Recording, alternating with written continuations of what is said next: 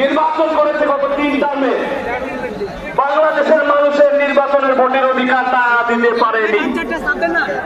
জামাত ইসলামের আজকের এই 7 দফা যে প্রপোর্শনাল রিপ্রেজেন্টেশন বা পিয়ার পদ্ধতির প্রস্তাব এসেছে, সেটা সকল বাংলাদেশের মানুষের ভোটাধিকার এবং ক্ষমতায় যাওয়ার সুষ্ঠু প্রক্রিয়া। বলবো আজকের এই ঐতিহাসিক সমাবেশ যদিও আয়োজক বাংলাদেশ জামাত ইসলামী, কিন্তু এই আয়োজন, এই আজকের সমাবেশ পুরো বাংলাদেশের।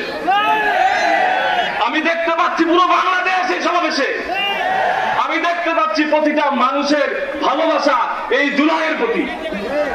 আমি দেখতে পাচ্ছি প্রতিটা শহীদ পরিবার এবং আহত যোদ্ধা।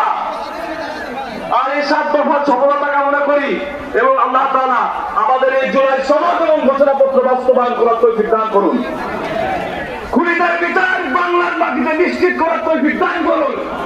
আপনাদের কাছে দোয়া ভালোবাসা চাই, আর আমার একটি দোয়া চাই আপনাদের সকলের সামনে। এই লাখো জনতার কাছে আমি একটি দোয়া চেয়ে যাচ্ছি যে আমারও বুঝি ইজ্জত 18 জুলাই গুলিবিদ্ধ হওয়ার পরেও আমি বেঁচে ফিরেছিলাম, কিন্তু এর পরবর্তী সময়ে দেশের